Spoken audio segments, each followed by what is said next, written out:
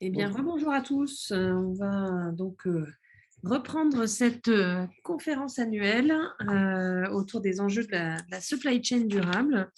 On a au programme de cet après-midi deux tables rondes. Une première sur les enjeux de l'entrepôt durable et la seconde sur les enjeux de décarbonation du fret notamment et des transports, évidemment essentiels. Ces deux sujets sont essentiels par rapport aux enjeux de supply chain. Et on clôturera notre journée avec l'intervention de Fabrice Bonifay, qui nous partagera à la fois son expérience et sa vision de l'entreprise contributive. Voilà. Donc, merci aux 6 intervenants qui vont partager avec nous leur expérience, leur retour d'expérience et aussi toutes leurs analyses sur cet enjeu de l'entrepôt durable. Donc, bienvenue à Johan, Tristan, Guillaume, Romain, Estelle et Olivier. On est ravis de vous accueillir. Merci à Renaud qui va faciliter graphiquement cette table ronde. Et donc, sur cette table ronde, on va explorer un peu quels sont les enjeux liés aux impacts environnementaux et écologiques des bâtiments, des entrepôts, puisque évidemment, sur toute la chaîne de valeur du bâtiment, que ce soit au niveau de la conception, de la construction, des enjeux de désartificialisation ou d'optimisation, à la fois en termes de matériaux de construction ou de consommation énergétique, il y a pas mal de leviers d'amélioration par rapport à la situation actuelle. Et pour justement nous brosser un peu un diagnostic ou en tout cas un état des lieux de la situation dans la région, j'ai le plaisir de commencer cette table ronde avec Yoann Sauget de la Carène qui va nous en dire un peu plus sur ces enjeux et où est-ce qu'on en est au niveau du territoire de la Carène. Yoann? Oui, bonjour à Bonjour, tous, bienvenue. merci. Je vous laisse vous mettre en plein écran, du coup, enfin en diaporama, comme ça on verra d'autant mieux vos supports. Très bien, Merci beaucoup. parfait. Merci pour cette introduction. Ouais, l'idée étant, là pour démarrer cette table ronde, c'est de voir comment la collectivité gère effectivement introduit et gère ces sujets de réduction de l'impact environnemental. Juste en introduction, juste le rappel rapide du rôle des collectivités sur le sujet.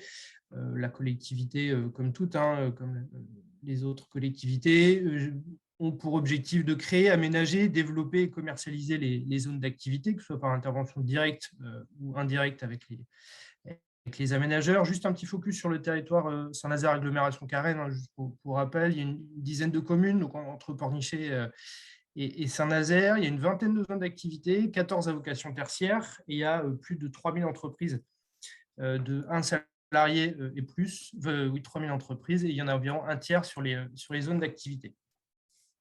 En matière de stratégie locale de développement économique, la collectivité, du coup, va s'appuyer sur des schémas directeurs qu'elle va décliner au niveau local pour ensuite décliner un plan d'action. Donc, on part effectivement du SCOT, qui est fait à l'échelle du pôle métropolitain. Le SCOT a pour objectif de fixer à l'échelle régionale l'organisation du territoire, notamment le volet économique. C'est décliné ensuite à l'échelon local par le plan local d'urbanisme intercommunal qui fixe les grandes orientations en matière de destination, notamment attendues sur les zones d'activité, mais également sur les projets d'extension des zones. Ensuite, il est décliné sous forme opérationnelle. C'est un document qui n'a pas de valeur juridique opposable, mais qui permet de fixer les modalités d'accueil des entreprises sur les territoires en fonction des enjeux qui sont identifiés. On le verra, il y aura effectivement la question du foncier, mais aussi la consommation d'énergie, qui sont effectivement des éléments importants. En termes de consommation, de réduction de la consommation foncière, l'objectif est de consommer moins et mieux, et de prendre en compte effectivement le stock de foncier restant.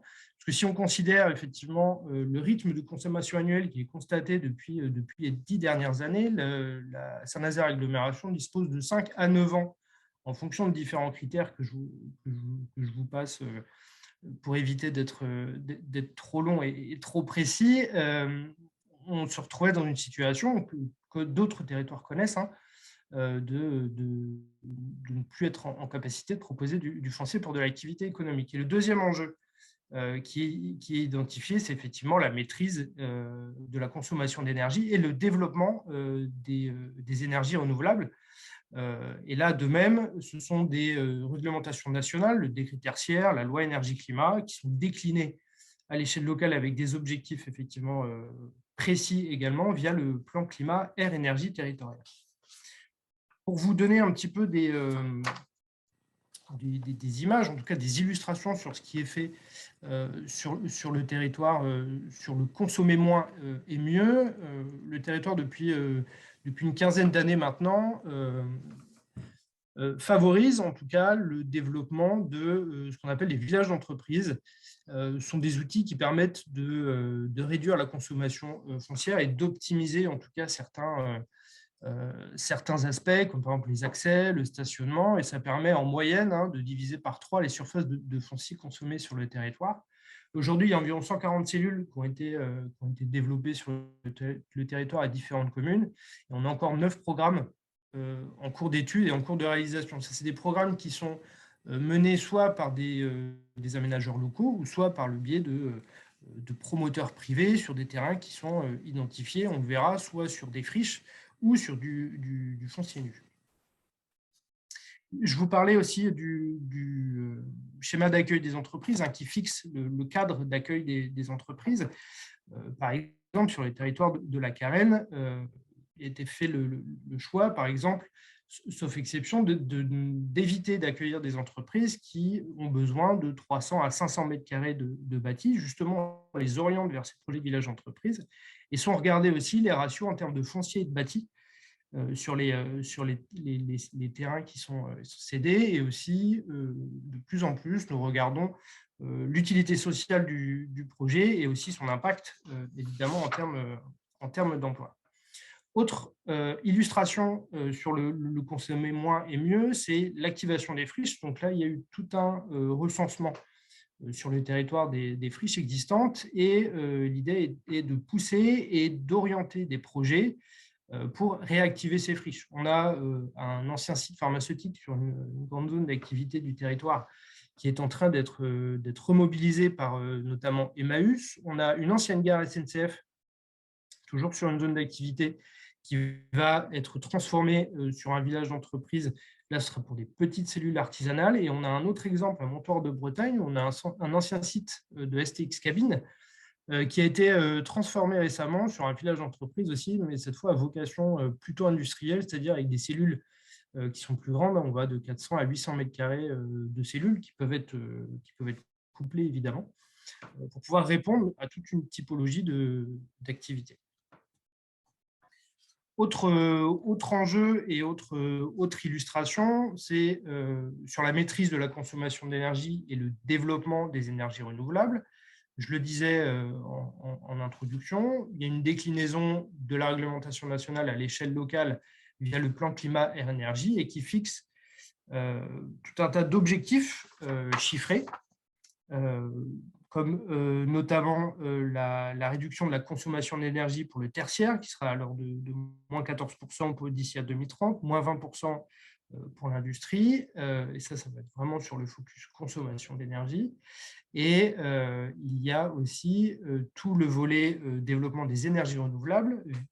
Et là, c'est aussi la loi climat-énergie qui intervient, qui oblige pour les constructions de plus de 1000 m² de prévoir du photovoltaïque ou de la végétalisation en toiture.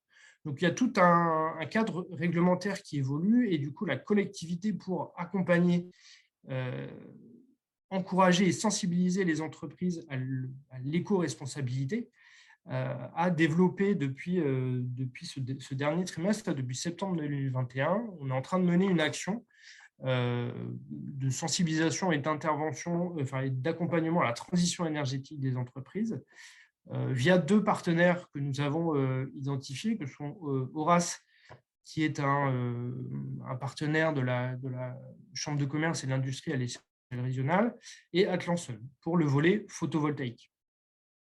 L'intérêt de faire appel à ces spécialistes, c'est que d'une part, ils connaissent le monde de l'entreprise, ils travaillent déjà avec l'entreprise et ils sont vraiment spécialisés sur le sujet et sauront accompagner chaque projet en fonction de sa typologie et surtout donner les arguments clés et les éléments clés pour pouvoir accompagner le chef d'entreprise sur le sujet. Et là, la collectivité finance en fait de la prestation de conseil via ces deux intervenants pour accompagner les chefs d'entreprise dans leur décarbonation et la réduction de consommation d'énergie. Que ce soit pour des petites structures ou des grandes structures, après l'opérateur va s'adapter s'il y a déjà quelqu'un en interne ou pas. Et sur le volet photovoltaïque, la réglementation effectivement impose sur les projets de construction, mais il y a bien aussi le volet d'accompagner les entreprises existantes sur le sujet. Donc voilà, comment la collectivité, en tout cas la CAREN, met des actions en place pour pouvoir prendre en compte et accompagner les entreprises par rapport à ces deux enjeux qui sont de plus en plus prégnants. Merci beaucoup, Yoann, pour cet exposé très clair. Je ne sais pas si il y a des questions sur le sujet. Moi, j'avais peut-être une question sur comment est-ce que vous avez justement identifié, sur cette mission d'accompagnement à la transition énergétique, comment est-ce que avec quelles entreprises vous avez travaillé pour bien identifier leurs besoins et quel type d'accompagnement elles ont besoin? Parce qu'aujourd'hui, on voit que potentiellement sur le marché, il y a des solutions techniques qui existent. Donc, est-ce que c'est un accompagnement à la prise de décision, au choix sur les solutions techniques les plus adaptées? Est-ce qu'il y a aussi une orientation vers potentiellement des subventions ou des appuis qui pourraient être accessibles, notamment sur bilan carbone, etc. Effectivement, l'idée, c'est vraiment de s'adapter en fonction de la taille, de la typologie d'entreprise et ce qu'elle a déjà fait. On va avoir un premier volet qui va être sur la sensibilisation et aussi la formation éventuellement d'une personne en interne ou du dirigeant sur l'élaboration d'un plan d'action en lien avec la transition énergétique, tout un volet aussi communication, puisqu'il est important aujourd'hui, les entreprises ou en tout cas les fournisseurs, quand ils discutent avec leur donneur d'ordre, c'est des éléments qui sont importants et qui sont regardés aujourd'hui. Donc, il y aura tout un tas d'outils qui vont être mis dans les mains des entreprises pour agir, mais aussi valoriser leur action, autant auprès de leurs clients, mais aussi de leurs salariés, qui est un élément important. Alors, ça passe soit par de l'atelier collectif, où là, on y voit l'intérêt, et ça, c'est souvent demandé par les chefs d'entreprise, de pouvoir discuter entre eux aussi en fonction des différents sujets, et aussi donner à voir aux autres, prendre exemple sur d'autres ou autres territoires ou autres activités pour donner des clés. Après, sur le volet photovoltaïque, il y aura effectivement un accompagnement jusqu'à l'étude de faisabilité, la mise en relation avec un bureau d'études.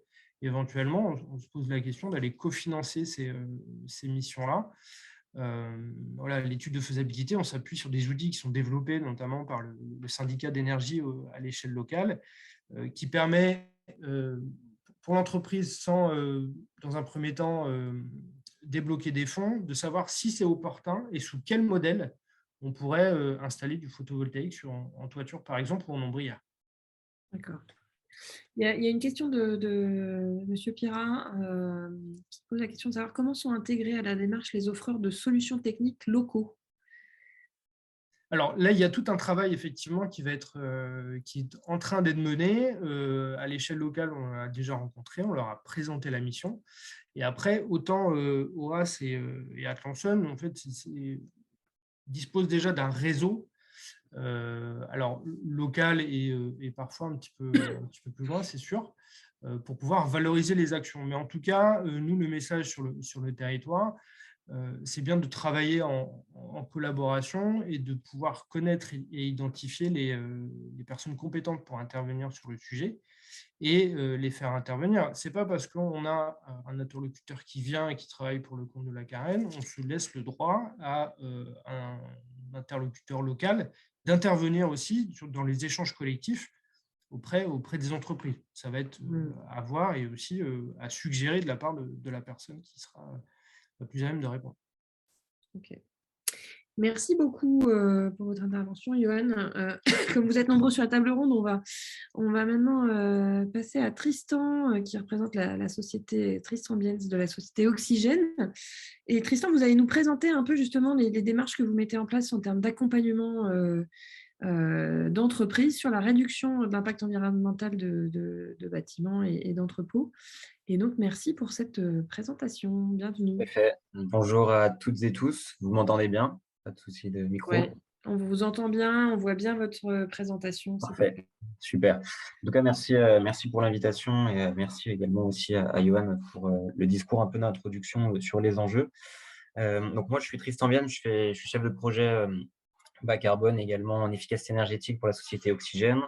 Rapidement, une petite présentation de la société. En fait, on est une société qui est une jeune société qui a été créée il y a 1 an. On est basé à Nantes, on est 5 collaborateurs et on est expert en maîtrise de l'énergie et également stratégie bas carbone. Et donc, en fait, notre objectif, c'est d'accompagner les entreprises à allier donc, performance énergétique et environnementale et performance financière, donc les 2 enjeux majoritaires.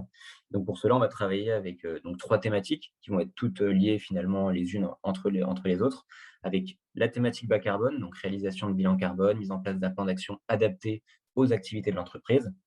Également l'efficacité énergétique, donc je vais en parler notamment par la suite, et l'achat d'énergie, donc c'est de réduire vos factures d'énergie en bénéficiant du coup du volume d'achat de l'ensemble de nos clients. Donc voilà les 3 thématiques sur lesquelles on accompagne nos clients.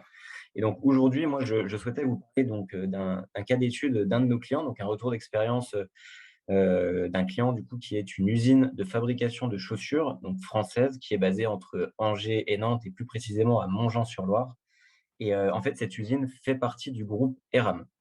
Le groupe Eram, pour information, c'est un ensemble de marques comme Gémeaux, Bocage, Eram, TBS, Fago, qui vendent donc des chaussures et du textile. Et donc, cette usine qui s'appelle La Manufacture fabrique des chaussures donc pour le compte du groupe Eram, mais également pour le compte d'autres clients, et donc des chaussures made in France, production avec un assemblage made in France. Donc, cet entrepôt, finalement, donc usine, une surface de un peu moins de 8 000 m², avec une facture énergétique en 2016, avec 1,2 million de kilowattheures et 100 000 € de facture énergétique. Donc 2016, pourquoi? Parce qu'on a commencé la mission avec eux en 2016, donc avec tout le groupe Eram, mais également du coup avec les usines que possédait le groupe, et notamment la manufacture. Et c'est pour ça qu'on a pris cette baseline en référence. Et donc, le constat, quand on a commencé la mission, c'était de se dire, on va mettre du coup, sur quel levier on va pouvoir agir et qu'est-ce qu'on va pouvoir mettre en place pour justement diminuer cette consommation énergétique. Juste pour information, pour le chauffage, on est vraiment sur du chauffage 100% électrique, donc il n'y a pas de gaz, on est vraiment que sur de l'électricité, sur la consommation énergétique de ce site.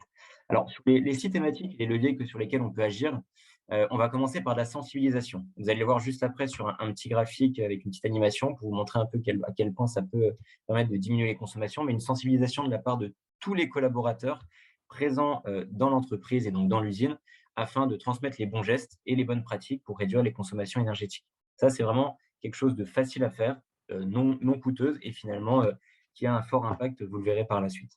Ensuite, on va parler de rationalisation. La rationalisation, en fait, c'est de vérifier que les équipements ne sont pas surdimensionnés. Est-ce qu'on n'a pas un chauffeur, une chaudière, par exemple, ou autre, qui va être surdimensionné par rapport au bâtiment?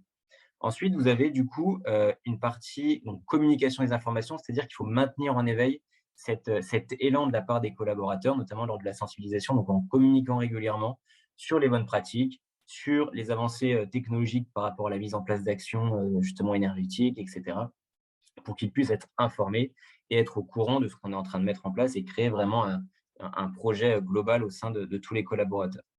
Ensuite, on va également parler donc d'investissements technologiques moins énergivores. Par exemple, remplacer des tubes néons en tubes LED. C'est ce qu'on a fait à la manufacture. Aussi des investissements en technologies innovantes. Donc là, on peut parler avec des technologies innovantes, on peut parler de panneaux solaires, par exemple, ou de choses comme ça, qui permettent vraiment d'être un peu sur le côté innovant et en même temps, vous verrez, de réduire un peu la part de votre consommation. Et également, alors une action qui est forcément plus coûteuse avec un ROI plus important, la rénovation de l'enveloppe du bâtiment et qui va donc nécessiter des travaux un peu plus lourds. Pour vous imaginer un peu les actions que je viens de vous citer, donc comme je vous le rappelle, on était à 1,1 million de kilowattheures en 2016. Donc on a mis en place des actions et on a également une projection à 2025 avec notamment dans un premier temps le changement du système de chauffage et également du coup le pilotage de la GTB, sachant qu'on était avant sur un chauffage hydroaccumulation, c'est-à-dire qu'on va chauffer de l'eau en fait avec de l'électricité, et on est passé du coup à des rooftops avec du coup une meilleure régulation via la GTB également. Ensuite, on a sensibilisé à partir de 2018 les équipes à l'énergie, donc sur tout le long finalement des années, on a une diminution nette également, on voit donc 7%. On a également mis en place la récupération de la chaleur de la part des compresseurs qui sont présents dans cette usine et également fait une chasse aux fuites d'air comprimées. Donc ça, c'est vraiment également un poste sur lequel on peut agir assez facilement et générer de belles économies, qu'elles soient du coup en consommation mais également financières. Le relamping LED qui a été effectué donc cette année avec du coup une diminution de 8% c'est l'année dernière en 2020 avec 2021. Et ensuite, on a une projection d'action sur les 3 prochaines années avec notamment la mise en place d'un compresseur à vitesse variable, l'investissement dans une centrale solaire, j'en parlais tout à l'heure sur les actions un peu innovantes, et le renouvellement également des parcs machines. Donc, comme je vous ai dit, hein, c'est une usine, donc il y a un parc assez vieillissant puisque l'usine date d'assez longtemps. Et donc, le but, ce serait également de renouveler avec des équipements un peu moins énergivores et également avoir une modification des reprises d'air au niveau des rooftops. Donc tout ça, cumulé, en fait, engendrerait une diminution des consommations en 2025 à moins 52%. Ce qui fait qu'on arrive à diminuer finalement la consommation par 2. Et effectivement, vu que le prix de l'énergie a fortement augmenté déjà depuis 2016, on n'est pas à moins 52% d'économie nette en termes de coûts, mais on est plus aux alentours de actuellement entre 15 et 20%, ce qui fait que c'est quand même déjà non négligeable et intéressant à mettre en place. Et du coup, je voulais également faire une ouverture par rapport à ça, parce que quand on parle d'entrepôt durable, on parle donc d'environnement, on parle d'énergie, mais on parle aussi de carbone. Et je voulais vous montrer, parce qu'on travaille aussi avec eux sur la réalisation de leur bilan carbone sur les 3 scopes. Donc, quand je dis 3 scopes, c'est scope 1, 2 et 3. Et le scope 1 et 2 concerne notamment l'énergie, donc l'énergie finale consommée par la société. Et on a également travaillé sur le scope 3 qui finalement représente 98% des émissions. Donc c'est quand même intéressant de prendre le biais de l'énergie dans un premier temps, puis après de s'intéresser à la suite pour diminuer l'empreinte environnementale globale de l'entrepôt, de l'usine, pour ensuite après arriver à des objectifs fixés.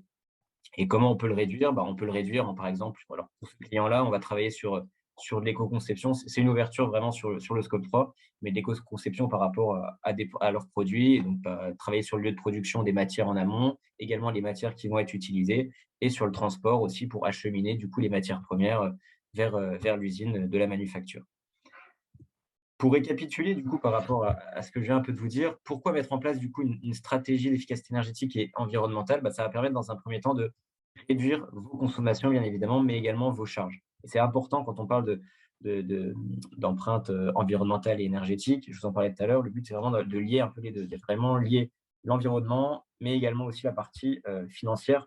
Nous, quand on met en place des actions, on regarde vraiment ces deux parties et on essaie de les équilibrer pour pas que l'une ou l'autre soit imputée. On va également engager vos collaborateurs autour d'une thématique commune et ça, c'est vraiment un élément également important de se dire, voilà, on fédère les collaborateurs autour d'un projet commun et vous avez aussi la possibilité de répondre et anticiper la réglementation. Donc, par exemple, quand on parle d'énergie, on entend pas mal parler du décret tertiaire aussi. Il y a plusieurs réglementations qu'on peut essayer d'anticiper en mettant en place dès le début déjà une stratégie d'efficacité énergétique et mettre en place un plan d'action adapté à votre activité. Voilà pour ma présentation. Merci beaucoup Tristan pour ce point très complet et c'est effectivement très intéressant de voir comment vous incluez également le scope 3 parce que force est de constater parfois que sur ces démarches d'efficacité énergétique, on a parfois tendance à se limiter au scope 1 et 2. Donc, donc bravo et merci pour tous ces éléments. Je vous propose de passer au deuxième, au deuxième exemple avec, excusez-moi, avec donc Guillaume Salier qui représente Medline et qui va également nous nous partager un exemple, l'exemple de son entreprise sur les démarches bas carbone. Et je vous propose du coup de préparer vos questions à la suite pour pouvoir interroger à la fois Tristan et Guillaume. Merci beaucoup. Oui, bonjour à Je vous tous. mets déjà quelques petites définitions, hein, histoire qu'on qu'on comprenne bien de quoi il s'agit. Bonjour Guillaume. Bonjour à tous. Donc, Guillaume Monsalier, je suis le directeur industriel de Medline en Europe. Donc, Medline fabrique et distribue des dispositifs médicaux à destination des cliniques et des hôpitaux. Donc, je voulais partager avec vous ce que fait Medline d'une manière globale et en Europe plus particulièrement quant à la réduction de l'impact environnemental de nos bâtiments.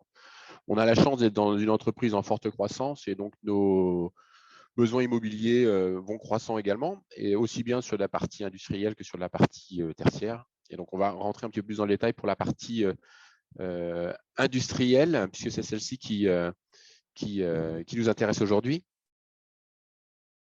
Alors, si le slide veut bien changer. Ok, il ne veut pas. Hop. Voilà, du coup, je suis allé trop vite. Alors, il faut savoir que chez Medline, toute nouvelle construction va systématiquement aller chercher une certification. C'est-à-dire que c'est vraiment quelque chose qui est piloté par le groupe et on ne peut construire un nouveau bâtiment sans aller chercher une certification. En l'occurrence, pour les bâtiments industriels, la certification BREEAM, dont je vous ai envoyé la signification par le chat. Alors, je ne suis pas sûr d'être sur la bonne slide. Je suis désolé. Il semble qu'il y a un... Est-ce que vous voyez? Alors, pourquoi? Alors, on voit bien la slide certification BREEAM avec ouais, mais c'est celle juste avant que je voudrais vous montrer, partager avec vous. Effectivement, on est sur la slide 3, ouais. Et je ne sais pas pourquoi, je n'y arrive pas. Bon, alors, tant pis, on va faire sans. Donc, l'idée est d'aller chercher une certification. Alors, ça implique quoi d'aller chercher une certification? Ça implique tout d'abord une politique d'entreprise, comme je vous le disais. Ça implique ensuite une démarche actée dès le contrat signé avec le constructeur. C'est-à-dire que dans notre cahier des charges, on va aller demander au constructeur de nous fournir un bâtiment BREEAM, en l'occurrence, avec un certain niveau de qualification. Dans la certification BREEAM, vous avez différents niveaux de acceptable à excellent. Et donc, dès le départ, le constructeur s'engage à obtenir cette certification. De quelle manière il s'engage?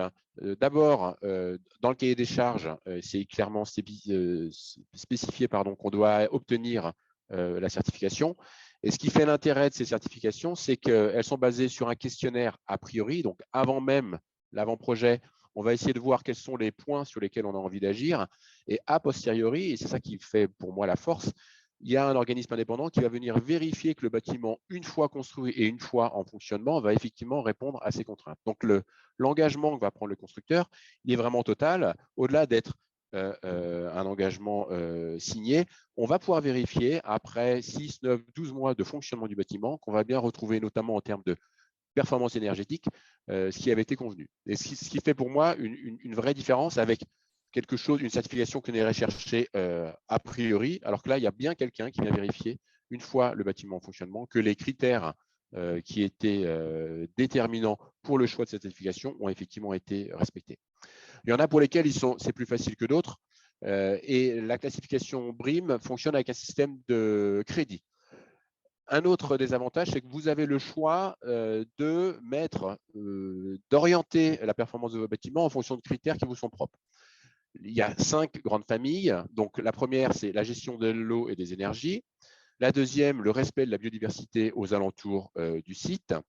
Les impacts du chantier, donc c'est-à-dire qu'on va regarder aussi sur toute la phase de construction, gestion des déchets, main-d'œuvre, c'est-à-dire d'où vient la main-d'œuvre, est-ce que c'est des gens qui sont locaux, donc les kilomètres parcourus par les gens venant travailler sur le chantier sont effectivement pris en considération, et la gestion des déchets sur le site en tant que tel, donc vraiment les déchets liés au chantier. Donc, ces 3 aspects-là sont pris en compte. On va aussi regarder dans quel environnement de transport se situe le site. Et le dernier point, qui n'est pas le moindre, on va regarder aussi le bien-être des occupants, c'est-à-dire quels sont les conforts thermiques, phoniques, etc., etc. Donc, vous avez là à l'image le bâtiment industriel que nous sommes en train de construire actuellement. Et donc, vous voyez à la fois la gestion de l'eau et des énergies avec le grand bassin de rétention qui nous permet de nous assurer effectivement du bon drainage de la parcelle, et ensuite toute la partie verte où là, on va avoir la nécessité de garder cet espace vert, d'arborer l'ensemble du site pour essayer de l'intégrer au mieux dans un environnement, vous l'avez remarqué, qui est globalement assez rural. Ça serait bien que je puisse changer de slide quand même. Là. Hop. Parce que s'il n'y a que celui-ci, ça va être compliqué. Bon, manifestement, il y a un problème technique. Ça veut dire quoi concrètement? Quel est l'intérêt pour Medline d'aller chercher une certification? Alors, ça permet de mettre en avant une vraie politique de développement durable, c'est-à-dire au-delà de ce qu'on souhaite faire, il est bien de mettre ça avec des actions concrètes. Donc, le bâtiment, à partir du moment où il obtient sa certification, permet de démontrer, si besoin était, au-delà de notre bonne volonté, la réalité de nos investissements. Ça permet aussi, comme je le disais tout à l'heure, de faire un choix dans les points qu'on souhaite mettre en avant. Merci Maël. On a beaucoup parlé dans les présentations précédentes de panneaux photovoltaïques en toiture. Il est bien évidemment qu'en fonction de l'endroit où vous allez construire, cet investissement va être plus ou moins rentable, mais ce n'est pas une condition sine qua non. Il y a d'autres aspects qui vont vous permettre d'obtenir des crédits équivalents et d'aller chercher la certification. On va parler d'équipement de bornes électriques pour les véhicules, on va parler de mise à disposition de locales à vélo, on va parler d'un ensemble de choses qui vont vous permettre d'avoir un panel relativement large et que chacun puisse s'y retrouver pour le confort des utilisateurs et pour être en cohérence totale avec l'activité de l'entreprise. Comme on l'a rappelé juste avant avec Oxygène, il y a bien évidemment un intérêt économique, c'est-à-dire qu'on va avoir avec des bâtiments peu énergétiques une réduction des coûts de fonctionnement. On a vu aussi dans l'intervention précédente de Tristan que rénover un bâtiment assez ancien est très coûteux, donc il est plus simple de pouvoir le faire dès la phase de construction et donc de diminuer bien en amont les coûts de fonctionnement. Et ça permet enfin de valoriser les actifs immobiliers. Donc, une entreprise, c'est tout du moins le raisonnement que l'on tient, qui tiendrait des bâtiments à haute performance énergétique, pourra, si elle le souhaite, mieux valoriser son patrimoine et donc voilà, augmenter aussi globalement la valeur foncière de l'entreprise. Donc, ces trois éléments cumulés permettent à la fois d'avoir une cohérence entre une politique environnementale assumée et un retour sur investissement, soit à très court terme en euros, avec une réduction des frais de fonctionnement, soit d'une manière plus générale, avec une valorisation d'un patrimoine immobilier qui reste une partie importante aussi de la valorisation globale d'une entreprise. Donc voilà ce que je pouvais partager avec vous. Je suis vraiment désolé pour les petits soucis techniques. Merci Guillaume, pas de problème pour les soucis techniques, ça arrive, on y est tous soumis. Et en tout cas, merci beaucoup pour cette présentation. Il y avait une remarque dans le chat autour du fait que les actions concrètes et ça s'adresse à Guillaume et Tristan, mais autour de ces enjeux, en fait, la mise en place de ces actions, elles sont parfois limitées par les coûts des investissements à engager. Et en fait, je trouve intéressant, Guillaume, notamment votre conclusion où vous indiquez que la mise en place de cette certification, finalement, et des investissements liés à cette certification, ils sont pour vous amortis rapide. Enfin, ils sont pour vous en partie amortis sur le court terme et sur le long terme. Et qu'en tout cas, on sent bien qu'au-delà, je dirais, du fait que vous avez un groupe qui demandait des certifications, etc. Ça va au-delà, c'est même opérationnellement, ça a des bénéfices importants. Oui, je pense que je laisserai Tristan prendre la parole après s'il le souhaite. Ça fait le lien avec tout ce qu'a dit Tristan sur la rénovation. Alors, bien évidemment que c'est un surcoût, on ne va pas se mentir non plus. Construire un bâtiment à haute performance énergétique est plus coûteux que de construire un bâtiment plus classique. La loi oblige à un certain nombre de choses, mais là, nous, on va bien au-delà de la loi, et donc effectivement, il y a un surcoût.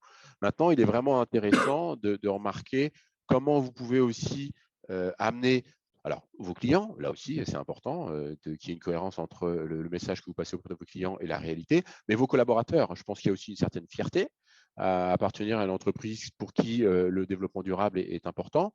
On est tous les uns les autres dans une région avec une attractivité du territoire relativement importante, mais aussi avec potentiellement des soucis de recrutement relativement importants. Et donc, ça permet aussi, tout du moins je le pense, d'accroître une visibilité pour non pas seulement nos clients, mais nos futurs collaborateurs. Et j'ai aussi l'impression que pour les générations qui arrivent sur le marché du travail, c'est des choses qui sont très importantes. Donc, ce qui pourrait être un plus aujourd'hui deviendra un must, comme on dit demain. Et c'est en tout cas le raisonnement que l'on tient, même si à très court terme, les frais de fonctionnement peuvent être légèrement plus importants, mais le retour sur l'investissement va être très rapide. Ok. Il y avait une question, pardon, Tristan, avant de vous donner la parole, de Julien pour connaître l'enveloppe de coût, enfin le coût pour le process de certification en sus des investissements. Combien ça vous, enfin, quelle est à peu près une fourchette du coût de certification du coup? Alors, le coût de certification en tant que tel n'est pas très, très élevé, hein, puisqu'on parle 100 à 150 000 euros à peu près. Ce qui coûte plus cher, c'est la mise en œuvre des matériaux, notamment en termes de performance énergétique qui permettent de tendre ça. Donc, par rapport à un projet comme celui que je vous ai montré, qui est à plusieurs dizaines de milliers d'euros, ça reste relativement acceptable. Acceptable, ok. Merci beaucoup. Tristan, je vous laisse réagir. Oui, tout à fait. En tout cas, je suis complètement d'accord avec ce que vient de dire Guillaume.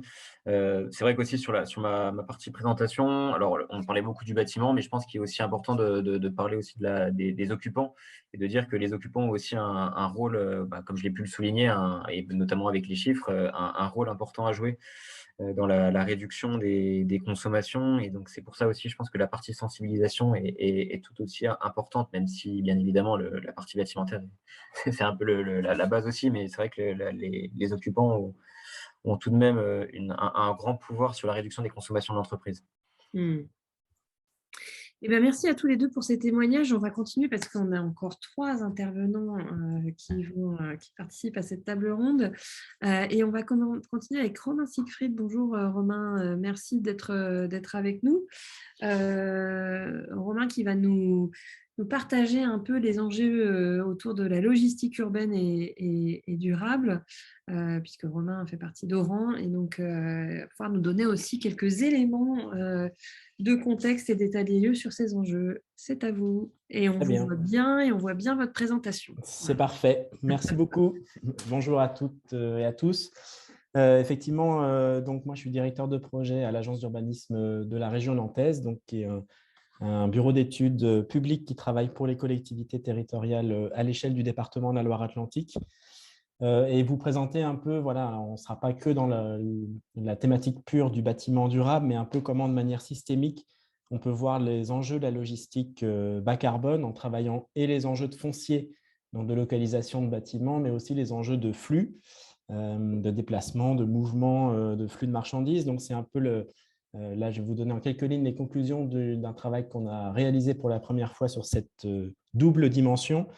D'abord, vous donner quelques grands chiffres.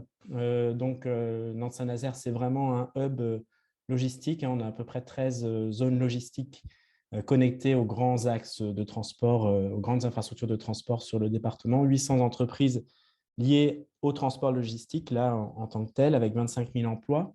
Et on a essayé de voir qu'est-ce que ça générait, ça, en termes de flux à l'échelle locale, à partir d'un modèle Freeturb qui a été développé par le laboratoire aménagement, économie, transport du CNRS qu'on a fait tourner sur le département.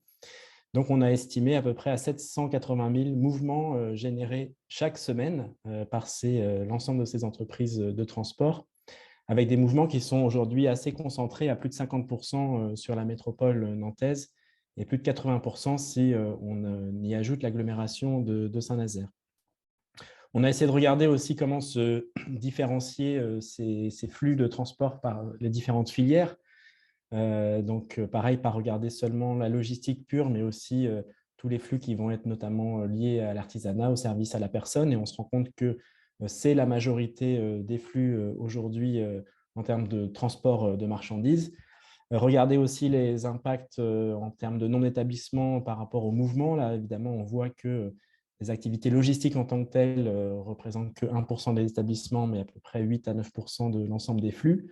Et puis, commencer à approcher aussi, on en a parlé, Yoann en a parlé pour la Carène, les types de besoins différenciés, notamment en termes de véhicules, la répartition entre la petite camionnette, le camion, le semi-remorque, essayer d'estimer un peu à la fois les besoins en termes d'infrastructure, mais aussi les questions d'accès, de livraison, de stationnement. Ce n'est pas du tout les mêmes problématiques derrière. On a regardé aussi comment on se situait en termes de dynamique ces dernières années. Ce qu'on constate là quand on regarde que les ouvertures de nouveaux entrepôts liés à ces filières transport logistique en termes de mètres carrés par an sur les différentes périodes, on voit qu'on avait toujours une certaine concentration de ces entrepôts logistiques sur les agglomérations, sur la métropole. C'était à peu près 80% des mètres carrés construits, des nouveaux mètres carrés construits à l'échelle de l'ensemble de la Loire-Atlantique, quand depuis 2014, on a un peu une inversion de tendance, avec là, pour le coup, les agglomérations qui ne pèsent plus que pour 40% des mètres carrés ouverts, et avec beaucoup, du coup, d'ouverture de nouveaux entrepôts plutôt en périphérie de ces agglomérations, ce qui n'est pas sans poser un certain nombre de questions en termes d'aménagement, mais aussi en termes d'accès finalement au centre-ville. Avec là, on sait aussi que l'impact du dernier kilomètre est le plus important sur les émissions de carbone, donc avec quelque part un tournant qu'il va falloir aussi accompagner et pas se rater par rapport à cette logistique du dernier kilomètre. Rappeler aussi les impacts en termes d'émissions de gaz à effet de serre. Alors évidemment, le bâtiment en tant que tel a un impact non négligeable, mais rappeler quand même que c'est les flux de transport dans leur globalité qui ont l'impact le plus fort sur les émissions de gaz à effet de serre. Si on regarde sur l'ensemble du territoire de Nantes Métropole, c'est à peu près 49% de l'intégralité de l'impact en termes d'émissions de gaz à effet de serre, l'ensemble des flux de transport, avec la décomposition que vous avez ici, donc 54% les voitures particulières, et puis à peu près 40% les poids lourds, les véhicules utilitaires légers. Donc, à l'échelle nationale est affichée une décarbonation totale du secteur transport d'ici 2050. Et donc là, un défi que les entreprises vont devoir réussir d'un point de vue flotte de véhicules, mais aussi que les collectivités vont devoir accompagner dans cette transition énergétique. Donc, par rapport à nous, on n'est pas encore sur des actions concrètes, on est plutôt sur des éléments d'orientation, de réflexion qui sont travaillés sur quatre niveaux aujourd'hui. Un premier niveau dont on a parlé aussi, Johanna en a parlé sur la Carène, ce sont les documents de planification. Depuis la loi climat et résilience, la toute récente de fin août, maintenant les documents de planification, d'urbanisme, notamment les SCOT, doivent avoir un volet logistique, donc doivent être capables de pouvoir à la fois faire un inventaire de l'ensemble des plateformes, des entrepôts existants sur le territoire, mais aussi des besoins des filières, des besoins des acteurs pour positionner une priorisation en termes de foncier derrière, avec du coup aussi la capacité de regarder quel va être l'impact en termes de flux générés derrière par ces entrepôts.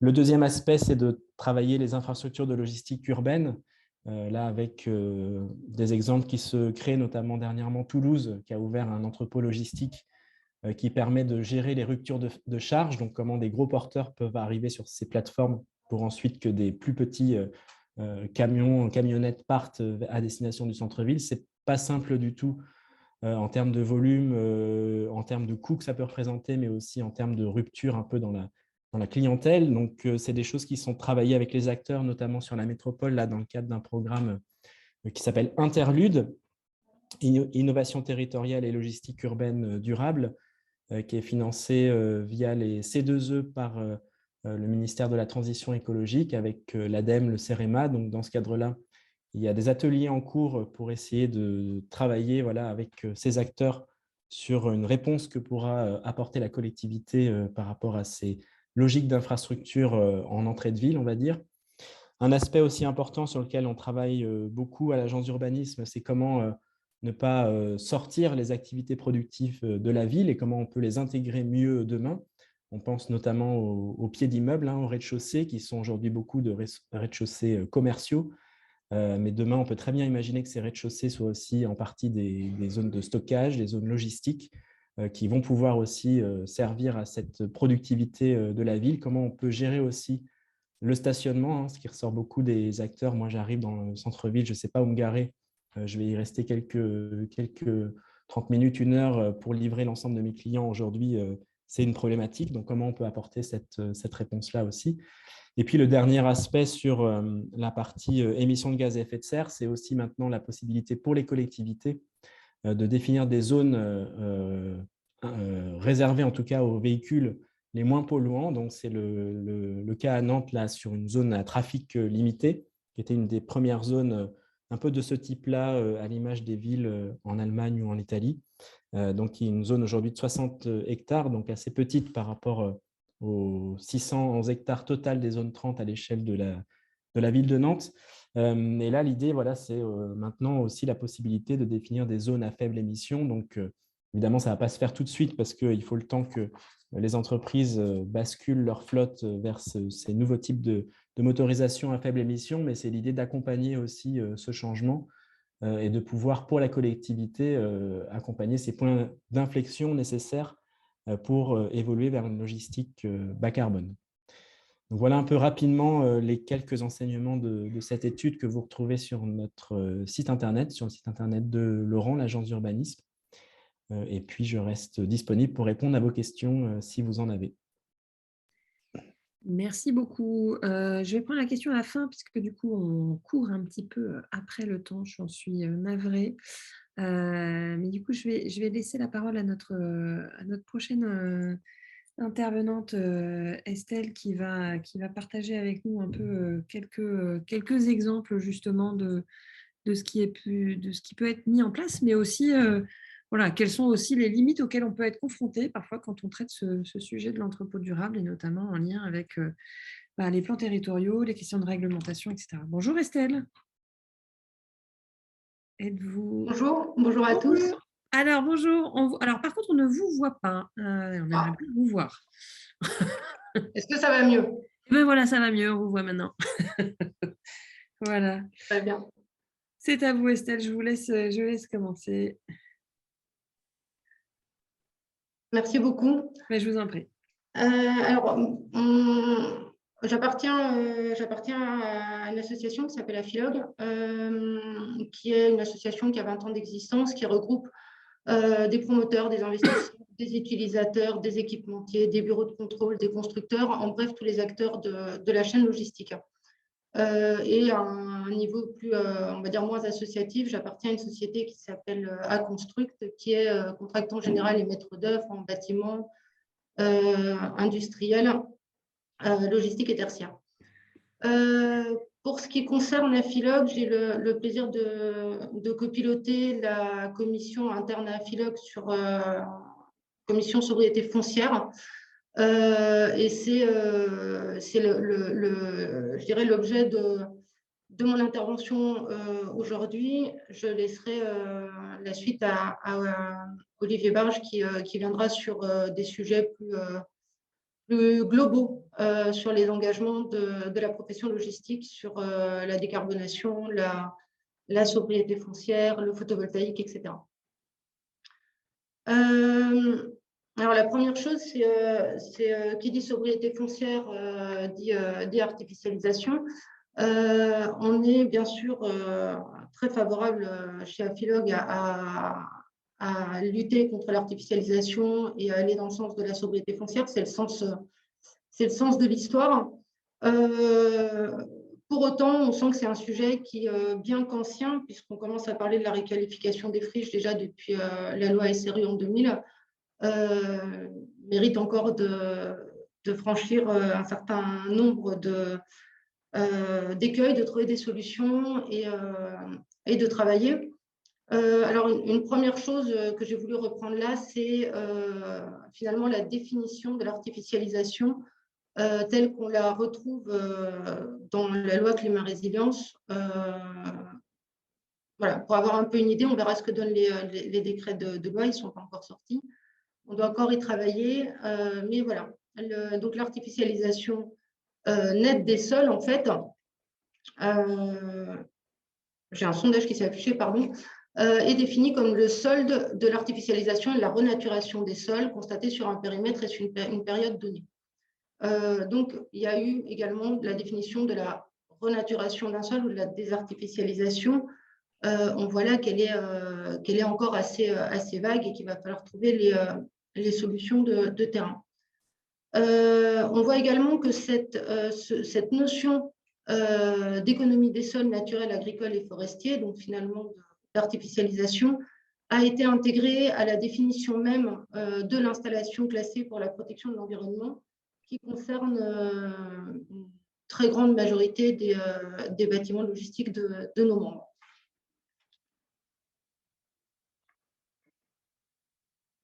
J'ai voulu également reprendre quelques chiffres avant de venir aux freins et aux solutions. Parce qu'en fait, aujourd'hui, on travaille l'artificialisation sur une vision très globale. On parle d'artificialisation, toute activité confondue.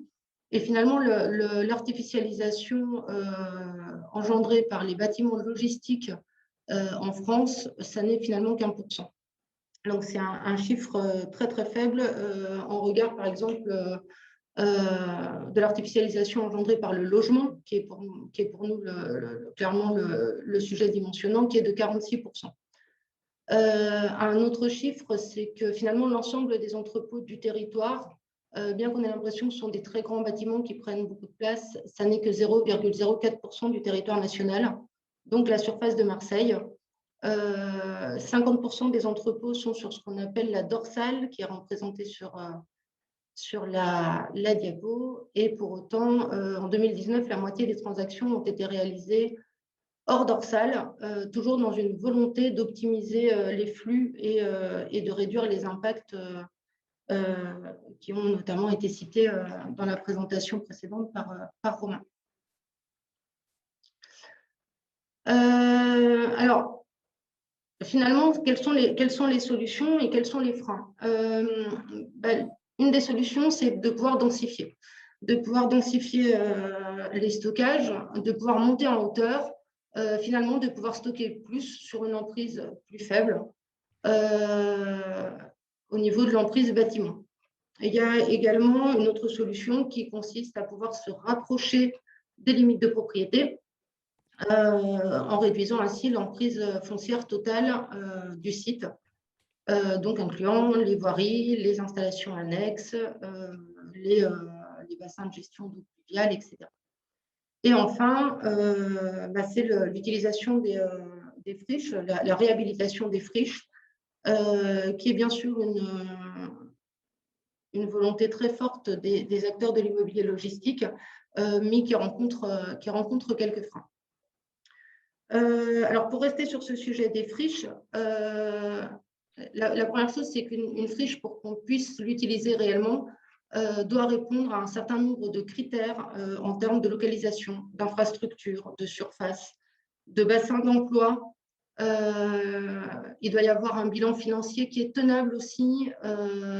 Et derrière le bilan financier, il y a également le délai. C'est-à-dire qu'on doit pouvoir s'implanter dans des conditions maîtrisées, qu'elles soient financières ou en termes de délai. Alors, derrière le côté financier, il y a le coût de la réhabilitation d'une friche. On parle là d'études de dépollution, de démolition, de viabilisation, etc. Et en termes de délai, eh bien, on est sur un marché où il y a actuellement très, très peu de vacances, autour de 2%. Et où, quand on a des délais qui avoisinent les 4 ans et demi entre le moment où on repère un terrain en friche et le moment où on peut mettre en exploitation, le marché et l'optimisation des flux n'attendent pas.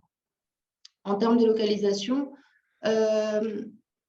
les entrepôts ne créent pas les flux. On va capter les flux pour les optimiser, donc il faut avoir une localisation qui correspond aux besoins logistiques du territoire. En termes de construire plus près des limites de propriété, alors ce qu'on met derrière ça, c'est qu'aujourd'hui, on est soumis à la réglementation ICPE pour une très grande majorité des sites, je le disais tout à l'heure, et cette réglementation nous oblige à être à une certaine distance des limites de propriété pour des raisons de flux thermique ou simplement des questions de texte réglementaire. Qui engendrent finalement, qui sont susceptibles d'engendrer une consommation plus importante de foncier que ce que l'on souhaiterait. J'en profite également pour dire que contrairement à ce qu'on pourrait croire, avoir 4 bâtiments logistiques sur des plus petits terrains, si bien ça peut parfois répondre à certains besoins logistiques, ça n'artificialise pas moins que d'avoir une grande plateforme à un endroit qui est défini et qui répond aux besoins. En termes de… Estelle, je m'excuse, mais il va falloir qu'on accélère un petit peu parce qu'il nous reste 5 minutes et on a encore Olivier qui doit prendre la parole. Aucun souci. Ouais. Alors, en termes de construction et de hauteur, pour la densification, donc l'idée étant de densifier et de monter en hauteur, on s'est prêté à l'exercice. Je vais simplement donner un chiffre. En fonction des solutions logistiques et des possibilités réglementaires qui sont données par les PLU, etc., et la réglementation ICPE, on peut diviser par 6 l'emprise foncière d'un bâtiment pour une même capacité de stockage logistique. Donc, un même nombre de palettes. Ça, c'est un exemple concret que j'avais pris pour ce chiffre-là. Et je vais conclure par les suites. Donc, la suite pour nous, c'est la territorialisation et la planification en lien avec les collectivités pour aller adapter pour prendre en compte les contraintes de chacun pour pouvoir aller vers la sobriété foncière. Et puis la participation au décret d'application de la loi climat résilience au premier semestre de l'année prochaine. Voilà, je laisse Olivier prendre la suite et je me tiens bien sûr à votre disposition pour toute question. Merci Estelle. Il y avait juste une question sur la slide précédente. Christelle Estrania qui demande quelle différence de coût y a-t-il entre le premier et le quatrième bâtiment? Écoutez, c'est une excellente question. En termes de bâtiment, ça ne change pas nécessairement grand-chose. Ça peut parfois être même beaucoup moins cher. Par contre, il y a le bâtiment grande hauteur, donc celui de gauche, est lié à des processus de robotisation, d'automatisation, d'informatique, etc., qui sont susceptibles d'être plus onéreux en tant que tels que des règles classiques, mais qui par contre ont beaucoup d'autres avantages en termes d'optimisation des coûts, des transports, du foncier, des taxes, etc. Donc à terme, c'est deux solutions différentes, mais qui peuvent être aussi rentables l'une que l'autre. Merci beaucoup. Merci Estelle. Olivier, c'est à vous. Bonjour, est-ce que vous m'entendez? Bonjour. Oui, on vous entend bien. Très bien. Bon, écoutez, je vais essayer d'être court alors et concis.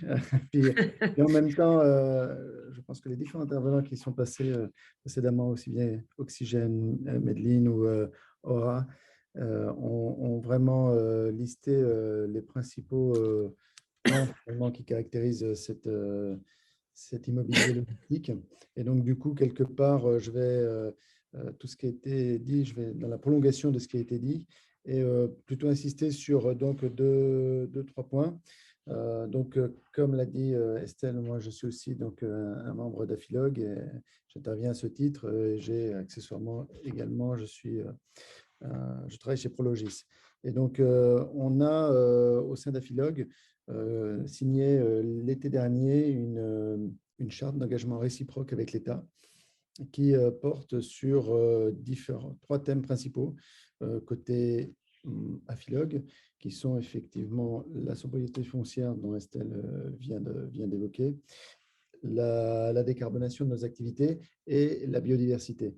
Et du côté de l'État, des engagements pour faire en sorte que les procédures administratives, notamment, soient optimisées de manière à bien prendre en compte les préoccupations citoyennes et environnementales, etc., mais aussi économiques pour que notre pays réponde à sa relance économique, ce plan de relance qui a été publié, et à sa croissance. Donc, et notre conviction, c'est que croissance économique n'est pas opposée à croissance écologique.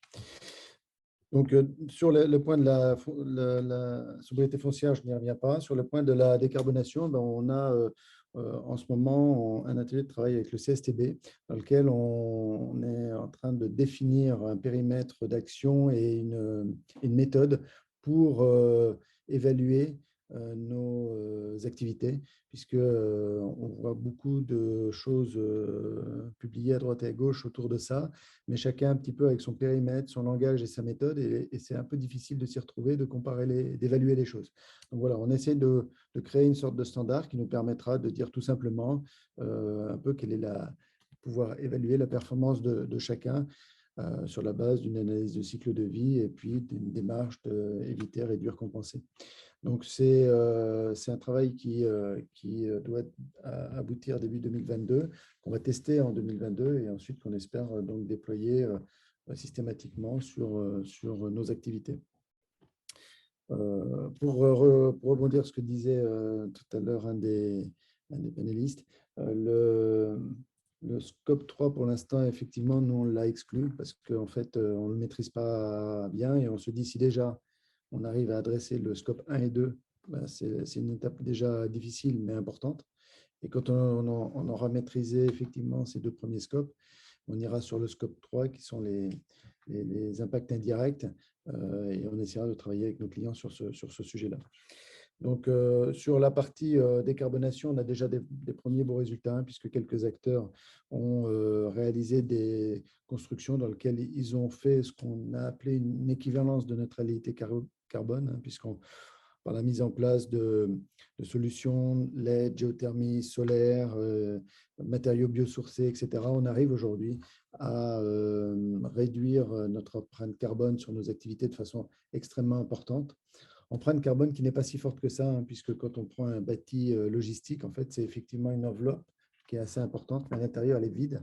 Enfin, elle est vide pour pouvoir être utilisée par des opérations, contrairement à des bâtiments de logement, de bureaux ou bâtiments publics qui sont beaucoup plus denses. Et donc, du coup, leur empreinte carbone, elle est souvent 2 à 3 fois plus importante. Donc ça, c'est tout le travail qu'on fait sur la partie décarbonation, qui est aussi un petit peu contraint parce que ces bâtiments-là sont soumis aux installations classées protection pour l'environnement. Et donc, on ne peut pas faire tout et n'importe quoi et c'est assez encadré. Et puis après, on a aussi un volet sur la biodiversité où on a aujourd'hui, dans nos activités, finalement, une part d'espace vert hein, qu'on a pendant longtemps conçu par commodité d'entretien. Et aujourd'hui, on essaie de faire en sorte, au contraire, de se servir de cette opportunité pour dynamiser la biodiversité par des plantations réfléchies, des maintenances adaptées et qui nous permettent, si on fait une photo avant et après, surtout si on est sur une fiche industrielle, on est souvent capable non seulement d'arriver à un niveau équivalent, mais même supérieur de biodiversité après la réalisation d'un projet neuf, ce qui peut paraître surprenant, mais c'est la réalité, quand on fait bien les choses. Voilà. Et aujourd'hui, notre secteur est plutôt bien adapté puisqu'on a ces grandes surfaces qui ne sont pas construites et qu'on peut exploiter pour promouvoir cette biodiversité. Donc voilà, je ne veux pas m'étendre beaucoup plus parce que j'ai compris que le temps était un petit peu serré. On est tout à fait ouvert à répondre à toutes vos questions.